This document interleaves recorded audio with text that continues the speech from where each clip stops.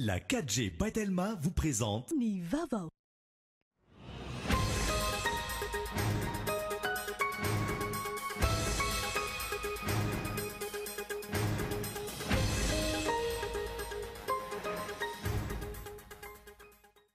Fahadisoana teo amin'ny fampidirana ireo tarehimarika no anton'ilay resabe teo amin'ny tsenam-barim-panjakana taona 2024 raha ny fanazavana nomeny tale jeneraly ny ARMP ka niampy aotra telo ny sorabola.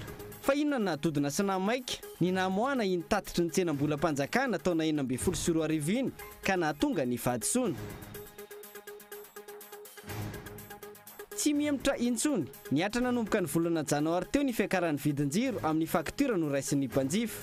Mampiakapeo anefa ireo mpanjifa no ny faratsin'ny kalitao omeny ny jirama. Mitaky fifampidiniana eo amin'ny sehatra tsy miankina sy ny ministeran'ny indostria hijerena vahaolana amin'ny tsy fandriampahalemana ny fikambanan'ireo mpandraharaha. Tafahoatra ny tsy fandriampahalemana eto amin'ny firenena raha ny voalazan'izy ireo. Eo amin'ny maresaka iraisampirenena, raikitra indray ny fanafiana anabakabaka sy ny daroka bomba eo amin'ny Israelianina sy ny Sirianina. Mpanamory fiaramanidina avy amin'ny tafika Israelianina no naratra. Ny daroka bomba ny bazy Iranianina ao Siria ny Israelianina. Ny andindin'ireo arahinao afaka fotoana fohy.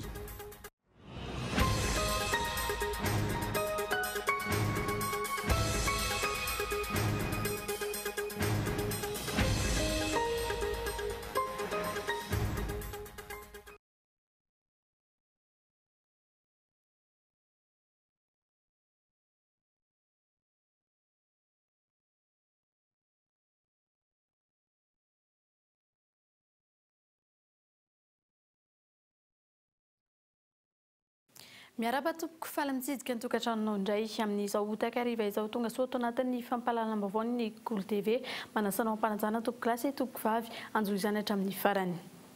Fahadisoana teo amin'ny fampidirana ireo tarehimarika no anton'ilay resabe tao amin'ny tsenam-barim-panjakana tamin'ny taona 2024 raha ny fanazavana izay nomeny tale jeneraly ny ARMP omaly ka niampy aotra telo ny sorabola. Fa inona no nahatodina sinamaika ka namoany ny tatitry ny tsenam-barim-panjakana 2024 iny ka nahatonga ny fahadisoana. Iza no nanery satria raha ny tokony ho izy dia tsisy amehana ny famoahana izany. Arahoany matoan-dahatsoratra Andry Rarson.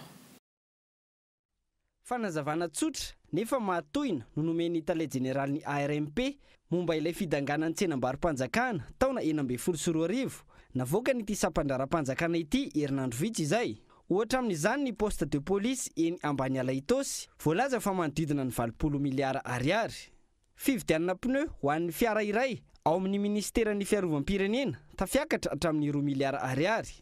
Raha tsy tokony ohatra ny 20 tapitrisa ariary ny teti-bola natokana ho an'ny fividianana fourniture araka ny andininy fahatelo amin'ny didi-pitondrana laharana 340 valopolo sy 307 bara 740 bara MFP mametra ny tsenam-barim-panjakana. Raha ny hita tamin'ilay tatitra nefa dia mitetina hatramin'ny 350 miliara ariary mahery ny teti-bola nomena tamin'ny fividianana fourniture ny taona 2024. Mipetraka ny fanontaniana. Vokatry ny fahadisoana teo amin'ny fampidirana ny tarehimarika ve izany?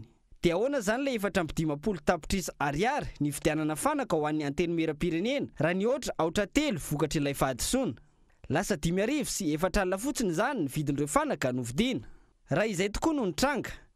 Naninona ny taty amin'ny taona 2024 vao hita ilay fahadisoana. Raha nanontaniana moa ny tale jeneraly ny amin'ny hoe aiza zany no ahitana ny tena tarehimarika marina dia tsotra ny navaliny any amin'ireo PRMP na ny personne responsable des marchés publics isaky ny ministeram-panjakana. Dia inona izany no ilana ny ARMP na ny autorité de régulation des marchés publics. Iza no tsy efa miteny rery amin'izay fandaninany volam-panjakana amin'izay itiavana azy izay ataon'ireo tompon'andraikitra ny tsenam-barim-panjakana. Dia fanazavana toy izao ve no mendrika omena ireo malagasy tompon'ny volam-panjakana? Endrika iray ahitana taratra ny tsy fahaiza-mitantana sy ny kabraraka ataon'ny mpitondra izao zava-misy izao. Fanontaniana mipetraka manoloana an'izany ny hoe mandray ny vahoaka ho bado sy ho dondrina ve ny mpitondra sy ireo mpiara-miasa aminy. Raha ny sorabola no misy fahadisoana fampidirana tarehimarika araka ny voalaza, mbola izy ve ny fahatokisana ny mpitondra manoloana ireo tranga fanodikodinana ny volam-panjakana? Ny tsenam-barim-panjakana izay tafiditra ao anatin'ny fampiasam-bolam-panjakana izay midika mazava fa volan'ny vahoaka malagasy. raha ny tokony ho izy amin'ny tanytandalana dia efa tokony ho nametra-pialana avokoa ireo tompon'andraikitra rehetra amin'ny tsenam-bola mpanjakana. Mametra-panontaniana ihany koa ny mpanara-baovao. Areza ihany koa ny Bionkoe. Fafaniliana andraikitra no ataon'ny fanjakana amin'ny raharaha fakanakeriny izay mihamafy eto amin'ny firenena ankehitriny raha ny fanehoan-kevitra ireo vahiny tao anatin'ny fandarana Ankitsipo omaly. Fotoana izay manakaiky fifidianana tahaka izao no mampirongatra izany raha nambarany teo anivon'ny zandarmaria-pirenena lesoka maro ihany koa no tokony harenina amin'izay lafiny tsy fandriam-pahalemana izay. Arahoary. Isan'ny vaovao nitsongadina tato anatin'ny herinandro mikasika ny fakanakeriny eto amin'ny firenena, fakanakeriny izay tsy mijanona amin'ny teratany vahiny sy ny mpandraraha intsony fa mipakatra amin'ny olom-pirenena any ambanivohitra izay atao takalinaina. Ny vahiny tao anatin'ny fandaharana Ankitsipo ny talen'ny filaminana sy ny fahazom-baovao na DSR eo anivon'ny zandarmaria-pirenena ny Général Rakotoarson Anthony sy Andriamatoa Ranjimbelyson William fiarahamonim-pirenena. Raha ny fanehoan-kevitra fandiana andraikitra no ataon'ny fanjakana ankehitriny izay milaza fa ny mpanohitra ny tompon'antoka amin'ny fakanakeriny eto amin'ny firenena. Amiko aloha ohatrany tsy dia resy lahatra loatra amin'izay ilay hoe akaiky fifidianana no tena mampirongatra ny tsy fandriam-pahalemana. Ary ilay toe-saina manilitra foana andraikitra any amin'ny hafa io izany matetika no mahavoa ny mpitondra eto amintsika. Ohatra hoe ny mpanohitra no manao an'io. Raha ohatra izao mirongatra ny asan-dalo tadety tsara tany alohaloha tany dia ny mpanohitra ahilika fa tsy raisina ilay andraikitra zany. Ny fahitako azy dia le fahagoragoran'ny rafitra eto amintsika ho averitry foana indrindra fa ty kolikoly efa mahazo vahana ty anisan'ny antony lehibe koa. Ny fisarana tsy resahana tsony. Voalohany indrindra aloha ny mpanao ratsy anie raha mbola azo ny atoka fa ho afaka ihany izy rehefa alohan'ny fisarana. Ary zay ny zavatra hita eto amintsika amin'izao fotoana izao. Misy matsy ohatrany hoe voatohina sorena rehefa voatohina ny korona ny amisy anazy. Tsy antsony zany ny resaka hoe afa manala baraka na ina fa tsika efa afa baraka dia ahoana ny alana tato anatin'le fahafaham-baraka zany. Kasika ny resaka hoe déstabilisation zany sy resaka élection ny zavatra hita zany raha isika tamin'ny fifidianana tamin'ny farany zany tsy amin'izao zany fa ny tamin'ny farany dia misy ange tamin'ireny fotoana ireny resaka mirongatra mihitsy ny resaka dia minarian'ny tsy fandriam-pahalemana tamin'ireny fotoana ireny ohatran'izay ihany koa ny resaka fakana-keriny tamin'ireny fotoana ireny. Zay zany mahatonga anako miteny hoe resaka le conjoncture amin'izao fotoana izao akatoko tsika izao eo koa resaka déstabilisation dia tafiditra ao anatin'izay isan'ny antony mahatonga ny tsy fandriam-pahalemana. Ankoatr'izay ny eo ihany no eo amin'ny tsy fisian'ny fahombiazan'ny fitandrona filaminana eto amin'ny firenena nateo azy ireo atrikasa maro efa natao. Maro ireo lesoka ilana fanarenana raha nambaran'ny zandarmaria-pirenena. Ilay ezaka natao raha izay fivoriana mikasika n'ity tsy fandriam-pahalemana ity izay dia efa be dia be. Misy ny RSS be dia be mihitsy zany efa tsy tambosaina. Fa le olana ny eo ihany no lefa tsy fambiazana eo ihany no ohatrany modifiena kely dia ny ihany no verina fa tsy miditra amin'ilay resahako teo hoe ty olana ara-drafitra ty anie no tena olana eto amintsika. Asana tsy azon'ny olona izy io na ahoana fa tena io ny fon'le problème eto. Tena lesoko indrindra hoe lasa te hanao politika daholo ny mpitandro ny filaminana. Anisan'ny antony anankiray mila fanarenana zany ara-drafitra hoe anana fahasahinan'izay ve ianareo amin'ny fitandrona ny filaminana hoe dia ohatrany tsy mety anie ilay resy ty isika mitazona ministera ty indrindra ny ao amin'ny anivon'ny polisy-pirenena fa tokony averina any amin'ny ministera ny aty tany ihany. Lasa mifampiaro fotsiny dia manao corporatisme rehefa tsy misy zany ezaka hoe efa ampy ny ezaka. Izay aloha zany dia izahay atao mpitandro filaminana eto amin'ny zandarmaria-pirenena dia manaiky fa mbola betsaka ny ezaka tokony atao. Ny paikady efa betsaka koa ny paikady efa napetraka, misy ny mahomby misy ny tsy mahomby be dia be ny fivoriana efa natao, misy ny mahomby misy ny tsy mahomby rehetrarehetra ireny zany dia ahafahana misintona lesona, ahafahana mametraka paikady vaovao indray izay eritreretina ho atsaraina araka ny teny mito zany. Ny paikady zany efa misy vaovao teny mito moa zany resaka plan fa io plan io zany dia ao anatin'izay no manatevina manatsara ny plan io ny fametrahana ny olona zany tena eny vahoaka mihitsy zany mpitandro filaminana. Ny fanovana rafitra sy ny fanomezana sehatra ny vahoaka iny fotony indray anjara amin'ny fiarovana ny toerana misy azy no vahaolana hampandrifahalemana ny firenena ho hiatrana izy ireo. Manoloana ny tsy fahavitan'ny mpitandro ny filaminana samy irery izany noho ny tsy fampiny isan'izy ireo. Misy ny vahaolana fa ny finiavana no takiana amin'ny tombona andraikitra sy ny vahoaka. Famitaky fifampidiniana eo amin'ny sehatra tsy miankina sy ny ministeran'ny indostria ihany koa hijerena vahaolana amin'ny olan'ny fandriampahalemana ireo fikambanan'ny mpandraharaha tafahoatra ny tsy fandriampahalemana eto amin'ny firenena raha ny voalazan'izy ireo. Isan'ny lahajinika izay resahan'ny governemanta hatrany ny mikasika izany raha ny fanazavana nentin'ny ministry ny indostria Lili Rapiata. Mitaky vahaolana matotra izay raha fitinina ny andrasan'ny mpandraharaha mivondrona amin'ny sehatra tsy miankina amin'ny mpitondra fanjakana ankehitriny manoloana ny olana amin'ny tsy fandriampahalemana. Tsy nikidina pinina ihany no olana eto amin'ny firenena amin'ny tsy fandriampahalemana raha ny voalazan'ny sehatra tsy miankina hatrany. Efa vonona ihany koa izy ireo amin'ny fifampidiniana. Ka dia sécurité resahana io zany tsy voatery hoe le resaka hitantsika amin'ny gazety eny ihany. Nareo moa manao le gazety fa tsy hoe hitanareo zany fa nataonareo ny gazety hoe tsy le kidina pinina ny olona lehibe ihany fa misy kidina pinina na olona tsotra koa ary misy fanafiana any anaty autobus, misy fanedahana eny an-dalana. Dia izay zany mahita fa na mpiasa na ny mpampiasa na ny olon-tsotra dia samy manana fahasahiranana amin'ny resaka tsy fandriampahalemana io. Dia na mety atasy zany hoe mangataka miangavy amin'ny soloministra mba hampita zany hoe ao ampidirinao anatin'ny fifampidinian'ny sehatra tsy miankina sy ny fanjakana ny resaka tsy filaminana eo amin'ny fiarahamonina. Ny zavatra nangatahana eny tena zava-dehibe dia hoe angataka izay fionabe momba n'io tsy fandriampahalemana io izay rahan'ny rehetrarehetra na ny société civile na ny fiangonana na ny sehatra tsy miankina na ny syndicat. Efa manaiky miaraka hiasa aminay daholo zany ireo efa nanoratana daholo. Fahampimoantsika hoe sehatra tsy miankina fotsiny fonda dia izay. Fifampiresahana matotra eo amin'ny sehatra tsy miankina sy ny fanjakana no andrasan'ny sehatra tsy miankina. Efa misy ny taditra tao momba ny tsy fandriampahalemana mandritra ny filan-kevitry ny governemanta raha ny voalaza ministry ny indostria. Tsisy conseil de gouvernement, tsisy conseil de ministre, tsy resahana an'izy ity fa dia andalam-pitadiavana vahaolana amin'io tokoa ny fitondram-panjakana. Raha nanatitra ny taratasy ity zany androany ny secteur privé dia voaray le izy ary voalamina ny fomba hitadiavana andaminana hiantsona fivoriana andaminana ny hitadiavana vahaolana mahakasika ny le insécurité ity fa tena olana ho an'ny rehetrarehetra izy ity ary tsy misy afaka miala amin'le izy na fitondram-panjakana na ny secteur privé. Ny vahoaka iray manontolo dia olany vahoaka iray manontolo ny insécurité. Tsy tokony hijanona amin'ny mpitandro filaminana ihany ny ady amin'ny tsy fandriampahalemana raha ny voalaza hatrany. Malemy manoloana io olana io ny fanjakana raha tsy ivona ny voalazan'ny mpandraharaha amin'ny sehatra tsy miankina tamin'ny sintona lakolosy nataon'izy ireo.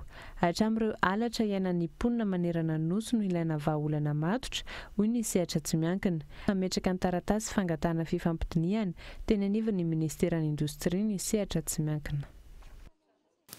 Fa tsy miemitra intsony ny atitra nanomboka ny volana janoary teo ny fiakaran'ny vidin-jiro amin'ny faktiora izay noraisan'ireo mpanjifa mampiakapeo manoloana izany ny mpanjifa noho ny aratsy ny tolotra ny kalitaon'ny tolotra izay omen'ny orinasa JIRAMA olana hatrany tsy fisian'ny politika mazava ahafahana mametraka vahaolana maharitra raha ny fanazavan'ny Paito Ekarena miantarandrianay.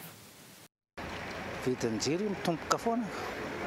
Mitombo foana rehefa na misy faktura tonga na tsisy faktura tonga dia mitombo foana efa hatramin'izay moa zany efa fantatra foana. Voalohany aloha le tokony hoe mba mivaina amin'izy zany le tena mba faktura tena hoe mba marina ny faktura tokony omena ohatra hoe faktura tsy mitombotombo ho azy amin'ny fotsiny izay tena hoe mba tokony mba lany izay fahefan'ny izay lany mpanjifa zany tokony hoe iny tena hoe efaina efa tsy hoe na maty ara ny jiro dia mitomboka foana ny faktura izay fotsiny angamba no mety hoe hitako hoe sarotsarota keo. Tena mazava ho azy fa tena niakatra dia niakatra. Satria raha ohatra hoe tapaka le jiro tokony réglendrareny tapaka ny jiro adinindroa dia tokony analany adinindroa zany le jiro. Teo aloha izao teo amin'ny 500 zao izy miakatra any amin'ny 600 700 ny jiro ny frigidaire anankiroa zay. Ampany amin'ny fijery ny mpanjifa izay manoloana ny fiakaran'ny vidin-jiro. raha toka valo faingo 500 io fiakaran'io amin'ny ankapobeny tsy ny orinasa lehibe ihany no voakasiky ny fiakarana fa na ny mpanjifa tsotra azy. Tia tarif 14 ty olo ty le lazaiko toy ny puissance ny tanjaka tsy mihoatra ny 3,2 izy eto. Io olo io dia nandany fandalina ataony 38 kWh. Tsinjara roa io 25 première tranche 13 deuxième tranche. Raha tamin'ilay facture teo aloha zany izy dia tia ny vidiny alohany 14 706 satria ny vidiny miatra tamin'izay dia 141 ty première tranche ty. Zao ny vidiny alohany eto tsy misy ninina miova eto fa tsy le vidiny amin'le tranche faharoa ny fiovana. Tranche voalohany tsisy fiovana daholo frais fixe dia lasa mihoatra kely 384 izy. Le fisondrotana le 384 io vokatra ato amin'le deuxième tranche iny. Raha ny fanazavana teo anivon'ny Jirama manaraka ny fiakaran'ny vidin-tianana ary voasoratra anatin'ny lalàna miatra eto Madagasikara ny fanavaozana ny tarifa ampiariny isan-taona. Raha jerena zany tsy maintsy hiakatra isan-taona zany ny vidiny. Ary amintsahivoko anareo izay tsy mahafantatra raha jerena ny lalàna eto Madagasikara ny réglementation dia tokony atao indroa isan-taona tokony jerena ny tarifan'ny électricité sy ny jiro. Raha tena économique no resako raha jerena tokony minimum miakatra amin'ny taux d'inflation zany ny vidin-jiro. Tsy ny fampiakarana amin'ny vidin-jiro kosa no vahaolana ho an'ny mpahay-toe-karenana anontaniana. Olana ifotony izay nahatonga ny trosa miompampana ny Jirama ary isan'ny teraka amin'ny fampiakarana no tokony hovahana raha ny fanazavana. Ny politika atsika d'ici 2030 mahagaga fa io tsy voateny io tamin'ny lakamisy 75% d'hydroélectricité 15% thermique zany hoe filolora sy ny gasoil 5% éolienne 5% solaire. Ahoana moa tsika iankido amin'ny resaka hydroélectricité anefa araka le teneniko tao misy problème d'étayage anie io raha vao tsisy ny problèmena raha vao misy problèmena toetrandro dia maty eto zany tsika menakavy.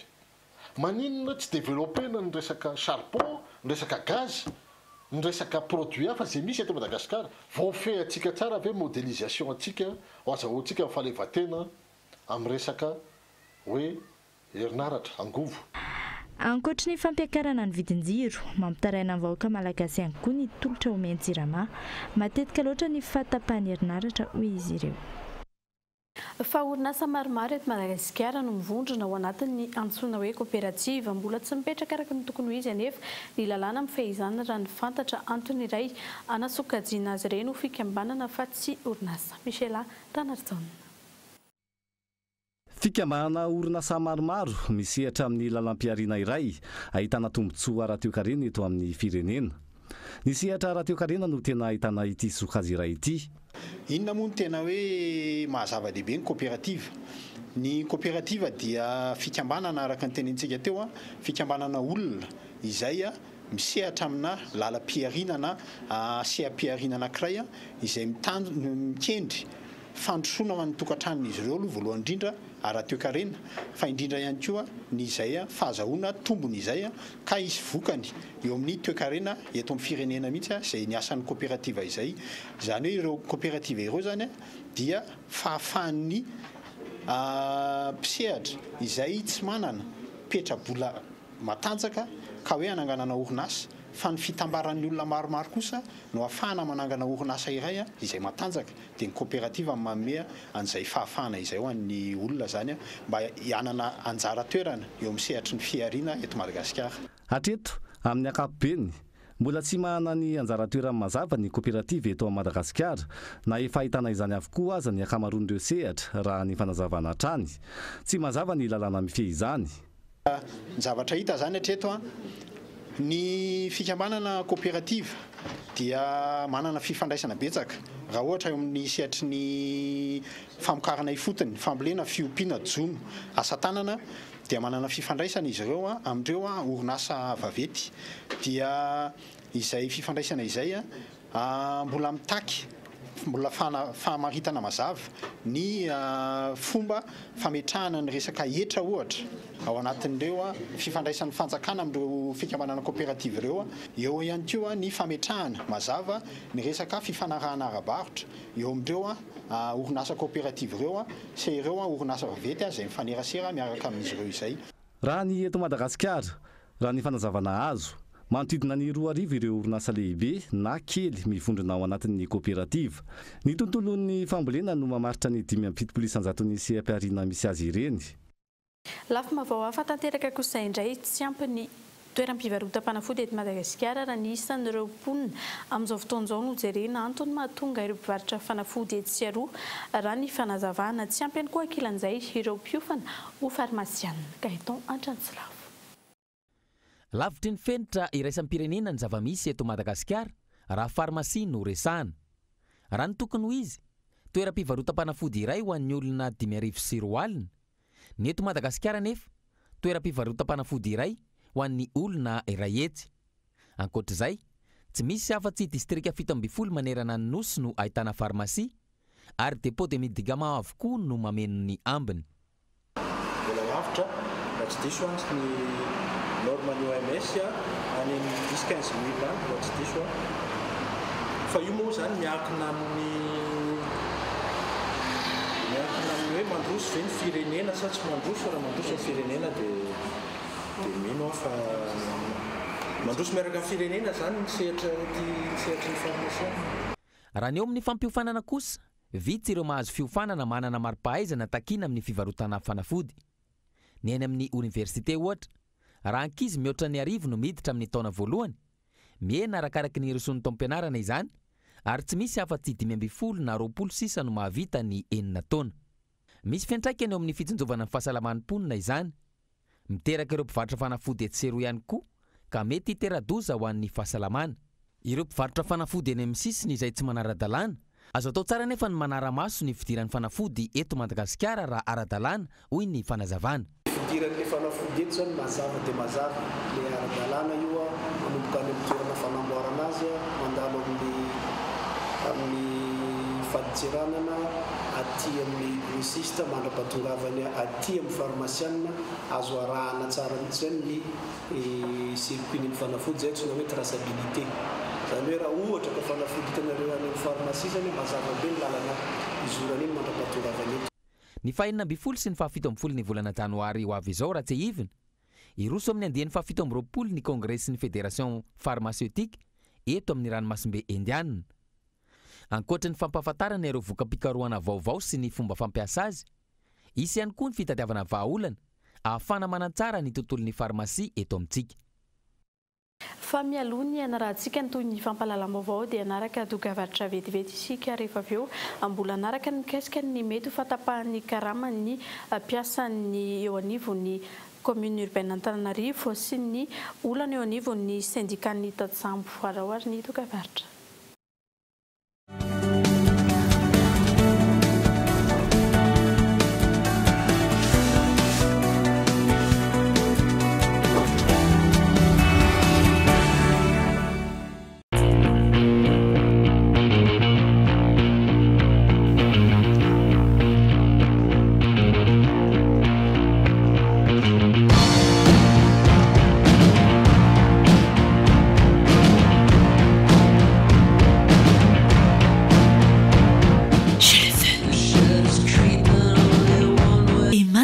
Découvrez le F1 Plus 4G en Telma Shop pour seulement 149 000 ariary. Telma, numéro 1 des vrais cadeaux.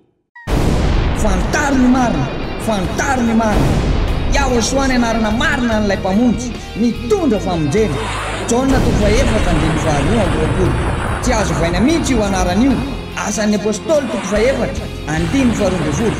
Tamin'ny teny Hébreu nanona ny zanak'Andriamanitra ny anarany. Asan'ny apôstôly toko faenina amby 20 andiny faefatra amby 10 sy ny fadimy amby 10. Lalàna tsy azo vaina ireo rehetra ireo.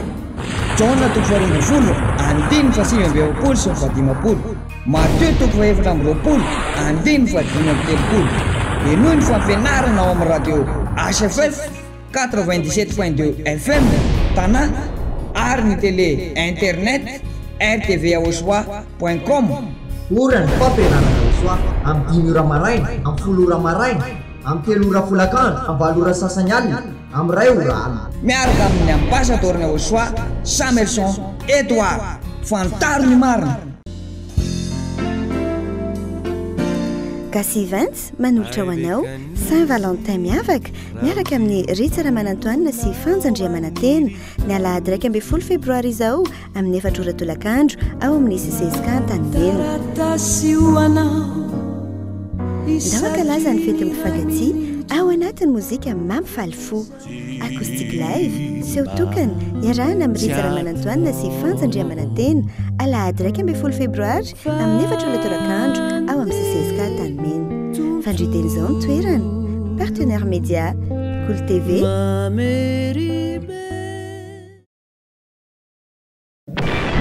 Ny voninahitro tsy ho mepina, ny voninahitro tsy ho mepina, ny voninahitro tsy ho mepina.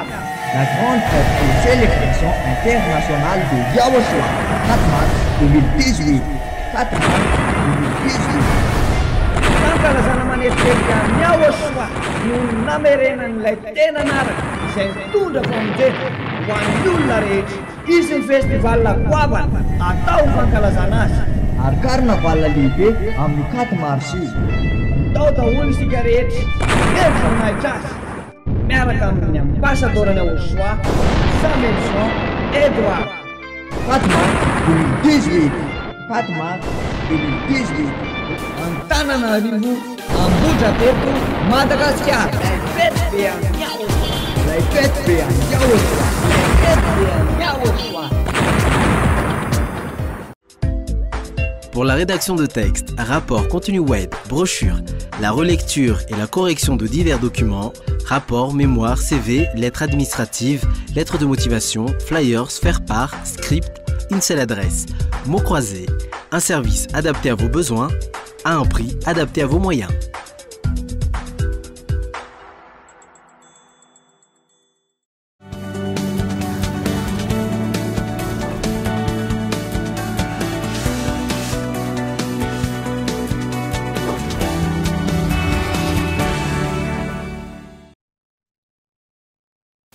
Tafaverina eto amin'ny tapany faharoa ny fampahalalam-baovao ahina ny tsy ahazony ireo mpiasa ny komina Antananarivo renivohitra Karama amin'ny tsy volana febroary ity noho ny tsy mbola nivoahan'ny teti-bolan'ny komina raha nambarany sekretera jenéral ny syndicat-ny mpiasa na ny SMCAR.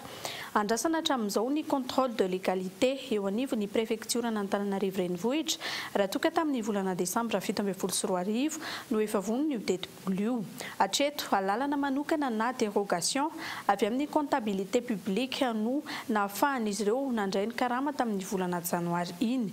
Mipetraka ny ahiahan'ireo mpiasa sao mifandray amin'ny ady la politika eo amin'ny mpitondra sy ny mpitantana ny komina izay tsy mitovy loko ny raharaha ka lasa sasorina ny mpiasa ny komina. Araoary ny fanampanazavana. Efa any Antananarivo budget io andre matotompona ndraikitra isany. Eto zay syndicat amin'ny mampiasa anay raha sanatry averina ihany misy resaka politika amin'ny tiraraha ampitantanana ny commune Antananarivo ty dia aoka hijanona any zany satria service public ny ataon'ny mpiasa ny commune eto Antananarivo renivohitra raha tsy azo ampiasaina izy io apetrako ny fanakiana dia tokony hanitrinao azy manamantsy zay fa raha sanatry zao ny tsy ekeninao dia verina indray anao session dia aiza ho aiza ny fipetraka ireo mpiasa ny commune urbaine Antananarivo sy ireo vahoaka izay mila ny asan'ny commune. Izay mahakasika an'iny fa famonjana 12 volana sazy miatra ny sekretera jenéral ny sigma teo aloha araka ny didim-pitsarana izay nivoaka tamin'ny nampahafantarin'izy ireo omaly. Ankoatra izay dia misy ihany koa ny famerenana ny vola 770 tapitrisa ariary izay nanjavona tao amin'ny syndicat-ny Tatsambo ity araka ny audit izay nataon'izy ireo. Araovetrany ary ny fanadihadina. Nivoaka omaly ny didim-pitsarana tao amin'ny cour d'appel ny fitsarana anosy momba ilay fanodikotinam-bola nitranga tao amin'ny sigma na ny syndicat-ny Tatsambo. Maro ny tsaomiely momba ny syndicat sangy manapirofo ny maharadalana ny mpikambana ankehitriny ity didim-pitsarana nivoaka ity. Raha nivoaka ilay didy dia voasazy valambiny folo volana sazy miatra ary mamirina ny vola rehetra zay banka tao anatiny fitsiriana nataony audit tamin'ny volana jolay tamin'ny taona 2016 lasa teo zany eo amin'ny 576 millions d'ariary eo zany no dommage intérêt zay averin'ny secrétaire général ny Sigma teo aloha zay mifandraika tamin'ilay banka tamin'ny audit ihany koa io. Tsy nisy ihany koa ny fizarana ny Sigma raha ny fanazavana trany. Isy ny fepetra ho raisina ho an'ireo mitondra ny anaran'ny sindika ka tsy mpikambana akory. Fa ny Sigma dia misy dia tsy misy zany hoe anankiroa zany fa anankiray ihany ny Sigma ary manana ny statut sy ny règlement intérieur ary misoratra ato aminay daholo ny iza ny mpikambana ary iza ny tsy mpikambana ary izay moa zany ny ray fepetra ihany koa ho an'ireo olona izay misantoka fa hoe mpikambana eto amin'ny Sigma dia milaza fa hoe manana Sigma hafa ny ambadika any satria raha ny fikambanana zany na organisation syndicale mitsangana dia tsy maintsy any amin'ny préfecture ihany no azahoana ny récépissé. Raha tsy aivina dia tamin'ny fanapahana navoaka ny prefektoran'Antananarivo tamin'ny alarobia 17 Desambra 2024 no nampiatoana an'ity sekretera jeneraly Sigma teo aloha ity tamin'ny asany sy ny mpikambana sasatsasany tao amin'ny biraon'ny sindika. Onana amin'ny mangarahara amin'ny fitantanana no fantatra fa antony izany. Lafy mavao hafa tanteraka kosa indray mitaky ny famohana ny valin'ny fanadiadiana amin'ny raharaha Antsakabary ireo mponina any Sofia takin'izy ireo ny ampiarana ny sazy amin'ireo izay nandoro ny tanàna sy nanao abibiana tamin'ny mponina tao Antsakabary fa ihany koa ny ijerena ireo mponina ny toerana izay hiarany ny doro-trano. Raha tsy hevina efa nanambara ny ministra ny mponina izay nidina tany toerana tamin'ny volana aogositra 2024 fa andalo fitsarana ireo polisy izay nanao abibiana tany toerana hatramin'izao anefa tsy mbola nisy izay araovetrany ny fanampanazavana. Zay moa zany atreto dia mametraka ny fanjakana mba handray ny andraikitra eo anaty izay ary apetraka amin'ny fahendren'ny fanjakana zay zavatra zay rava ny fananany tamin'ireny fotoana ireny simba ny fitadiavany zay ny zavatra nampalahelo dia ny fanerenay tokoa ny amaranana ny raharaha Antsakabary iny ary ny anampiny fitondram-panjakana ny vahoakany Antsakabary. Lafy mavao hafa tanteraka kosa indray dia tsy mitsaha mitombo ny vidin'ny voatabia manerana ny tsena miavitsy araka izany ny fanjifana azy ny firotsahan'ny orana sy ny fiakaran'ny rano amin'ny fotoam-pahavaratra toy izao no antony fisondrotana raha ny fanadiadiana natao. Arahoary. Mitaraina ny mpanjifa indrindra ny rem-pianakaviana no mifiakaran'ny vidin'ny legioma. Isan'izany ny voatabia rehefa fahavaratra toy izao no ny antony tsy fisiny hatrany amin'ireo mpamboly. Tafiakatra 520 ariary ny kesika amin'izany ary 400 ariary ny kilao amarotan'ireo mpivarotra azy. Tsy mahazo tokom-boatabia intsony raha tsy 100 ariary raha eo amin'ny 300 ariary ka hatramin'ny 400 ariary izany teo aloha. Nay azy 520 alina zao dia nivarotanay azy 400 kilao satria lafo be ny angalanay azy hatramin'izao mbola tsy mihena hoe simban'ilay cyclone sy ny orana olona izy zany dia izay malafo azy. Lafo ny fakanan'ny voatabia manomboka ny vanim-potoana ny fahavaratra tamin'ity taona ity fa simba ny rivo-doza sy ny orana ka ny hena ny fahavokarany any ka lasa miankana amin'izay avokoa ny amarotana azy amin'ireo mpividy eny an-tsena. Tena lafo be mihitsy ny vidina voatabia amin'izao. Raha fividianako izao taloha dia 300 dia amin'izao rehefa 5 000. Niova ny fanao mahazatra ao an-trano fa lasa lafo ny vidin'ny voatabia amin'izao fotoana izao. Raha 300 ariary no tokony amin'izany lasa 100 ariary zany amin'izao fotoana. Tsy mampiasa voatabia rehefa tena lafo mampiasa concentré. Tsy mampiasa voatabia intsony ny maro no io fiakaran'ny vidin'ny voatabia io. Ny fitrandrahana fasimainty izay ataon'ny orinasa Toliarsent izany amin'ny faritra atsimo andrefana indray no entina aminao anatin'ny fandaharana alalino rahampitso amin'ny 7 ora ariva iarana amin'ny orinasana ny momba nyty orinasa mpitrandrahana sy ny fanoheran'ireo mponina izay ary ireo vogadratsy no entina aminao. Arahoary ny sombony avy amin'izay. Ny fitrandrahana fasimainty ataon'ny orinasa Toliarsent any amin'ny faritra atsimo andrefana ny momba ny orinasa mpitrandrahana sy ny fanoheran'ireo vahoaka izay fitrandrahana fasimainty izay. Eo amin'ilay toerana hitrandrahana fasimainty dia misy ny atao hoe terarara. Tany tsy fahita raha tsy toerana vitsivitsy misy azy ary le mpitsandraka ihany no mahazo tombontsoa satria tsy voasoratra fa ny fasy mainty ihany no voasoratra sy zircon fa le terre rare tsy voaresaka ny thorium zay radioactif tsy voaresaka. Fa ihany koa ny fomba nahazoan'ity orinasa australiana ity ny fahazahon-dalana ara-tontolo iainana sy ara-tsosialy. Ny fahazahoana ny permis environnementaly anisany ilazana mahamenatra ihany le izy amin'ny lafiny ray satria hosoka sy fitaka bevava zao no nataon'ny gasy te hahazo tombotsoa amin'ny fitrandrahana fasy mainty hamonona ny fokon'olo ary hanambakana ny fokon'olona ty. Ragno fasanay tongisiny bulldozer avily loza amizay taninay reo raha tsy nataony razanay taloha reo tsy nataony razanay amin'ny matoenay. Fandarana alalina momba ny fitrandrahana fasy mainty any amin'ny faritra Atsimo andrefana ny alahady avy zao manomboka amin'ny 7:00.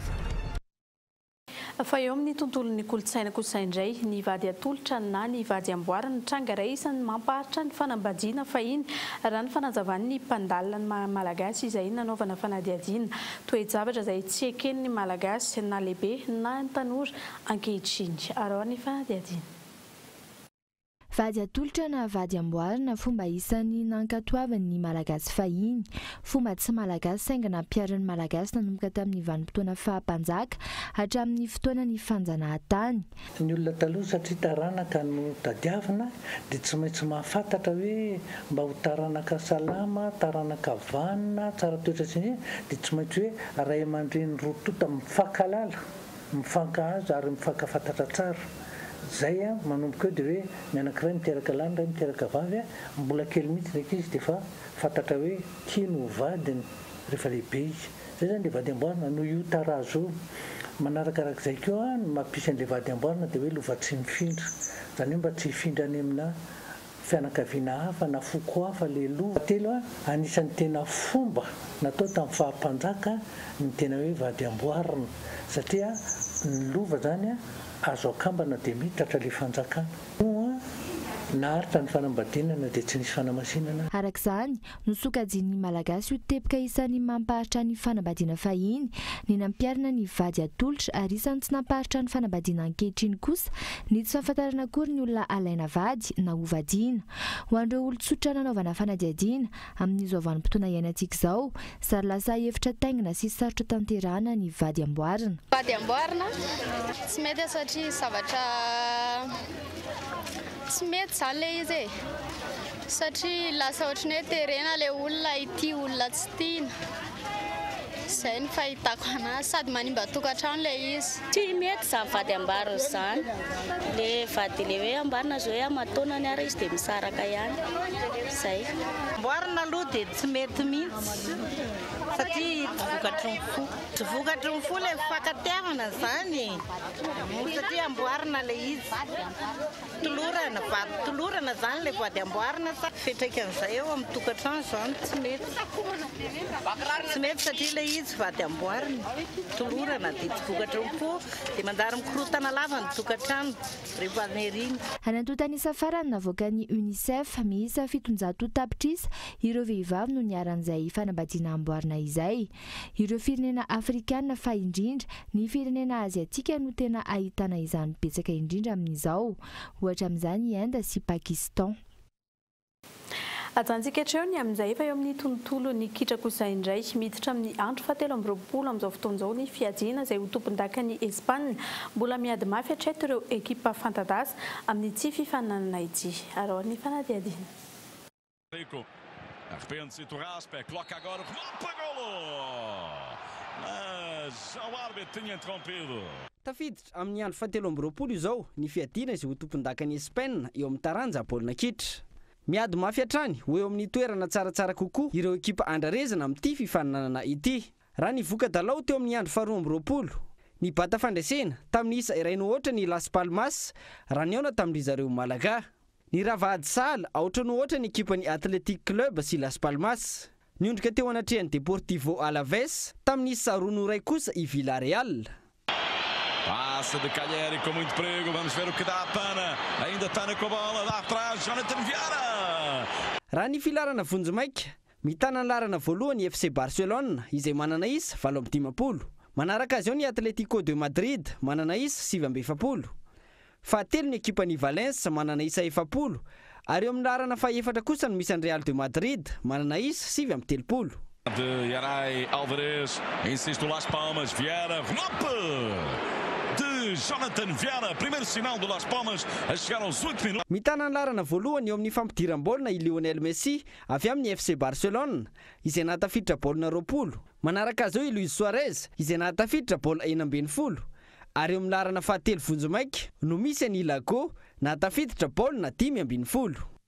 Maresaka resam-pirenena kosa indray raikitra indray ny fanafiana nabagabaka sy ny darika bomba eo amin'ny israeliana sy ny siriana mpanamory fiaramanidina ny tafika israeliana no naratra mafy ny darika bomba ny base iraniana ao Syrie kosa ny israeliana reo ny fanadiadiana amin'ny sariny France 24.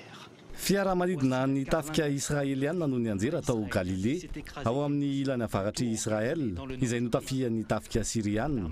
Nitsoaka avokoa ireo mpanamory izay nilatsaka tamin'ny Elnaina. Ora vitsy talohan'io nahatazana drone siriana teo amin'ny tany ny israeliana ka nanapa-kevitra ny Hamal ka nanafika base iraniana ao afovoan'ny Syrie. Misila goavana tahaka ity amin'ny sary ity no hita nanimba ireo fitaovana sy fotodrafitrasa. Nisy ihany koa ny fanafiana fandroana nataon'ny Israel tao Damas darika bomba tamin'ireo base militaire iraniana. Mpiara-miombona antoka amin'ny Bashar al-Assad nandany fisinina drone miaodiodo Israel, Hezbollah sy Iran ary nanamafy fa hamaly fanafiana mahery vaika raha toa ka mbola misy ny darika bomba. Fa mialohan'ny sarana amin'izao alina izao tompoko klasy tompoko vavy andeha ofitsina aminao ireo ampaham-baovao nisongadina tamin'ity androany ity. Teo amin'ny fahadisoana ny fampijirana ireo tarehimarika no ataon'ilay resabe amin'ny tsenam-barim-panjakana taona 2024 raha ny fanazavany nanomeny ny tale general ny ARMP Omaly. Fa tsy miemitra intsony niakatra nanomboka ny volana janoary teo ny fiakaran'ny vidinjiro amin'ny faktiora izay noraisin'ny mpanjifa mampiakapeo anefa ireo mpanjifa noho ny aratsiny kalitaon'ny tolotra izay omeny ity orinasa mpanjakana Jirama ity.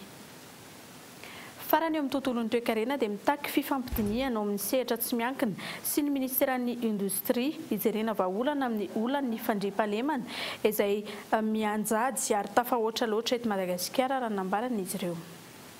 Izay ihany koa tompoko klasy tompoko avy no entina indray manakatona ny pejin'ny fampahalalam-baovao tamin'ny ity androany ity ankasitrana feno ianao izay nanaraka izany hatramin'ny farany. Veloma tompoko.